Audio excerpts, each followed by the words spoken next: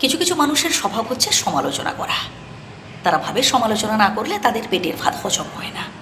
এবার আপনি যদি তাদের বেশি গুরুত্ব দিতে চান, তাদের পাত্তা দিতে চান, তাহলে আমি বলবো আপনি বোকামি করছেন।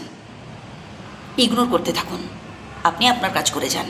একটা সময় দেখবেন ওরা সমালোচনা করতে করতে ওদের মুখ ব্যথা হয়ে যাবে, ওরা চুপ করে যাবে।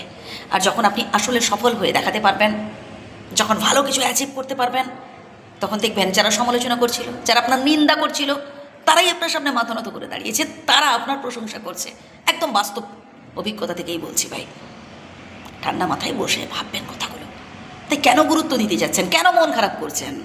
আপনি যে উদ্যম নিয়ে কাজটা শুরু করেছেন, আপনি আবারও শুরু করুন। ভয় পাবেন না ওদের। ভয় যদি পেতেই হয়, ভয় পান অন্যায়কে, ভয় পান অপরাধকে। আপনি নিজের ভালো চাইছেন, নিজেকে মোটিভেট করছেন, নিজেকে ডেভেলপ করছেন, আপনি সামনের দিকে এগোবার চেষ্টা করছেন, মানুষের বিপদে সাহায্য করার চেষ্টা করছেন, তাহলে কেন ভয় পাচ্ছেন? সব জায়গায় সমালোচক রয়েছে, সে পরিবারের মধ্যে হোক কিংবা পরিবারের বাইরে হোক, আপনার কর্মস্থলে হোক, ব্যবসার ক্ষেত্রে হোক, সব জায়গায় রয়েছে। সবার যে সবাইকে ভালো লাগবে তা কিন্তু নয়। আপনার সব কথা যেমন আমার শুনতে ভালো নাও লাগতে পারে, ঠিক তেমনি আমার সব কথা আপনারও যে শুনতে ভালো লাগবে সেটা কিন্তু আমি বিশ্বাস করি না।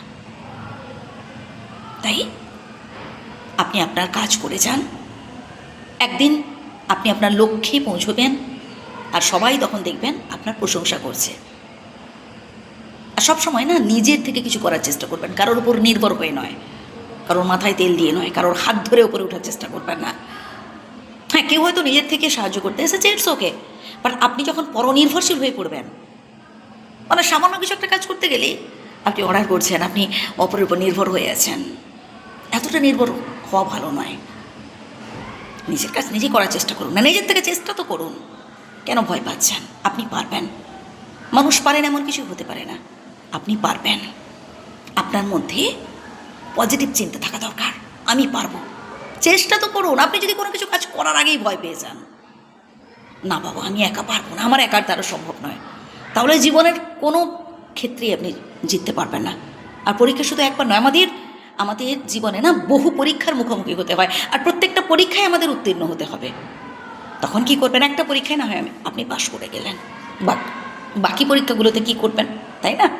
তাই সবসময় চেষ্টা করবেন নিজের থেকে কিছু করার, স্বাবলম্বী হওয়ার চেষ্টা করুন। আপনি যখন নিজের থেকে 100 টাকা রোজগার করতে পারবেন, সেখান থেকে আপনি 10 টাকা অপরকে দিতে পারবেন। যদি ভুল বলে থেকে ক্ষমা করবেন, কিন্তু আপনি বাস্তবটা ভাবার চেষ্টা করুন।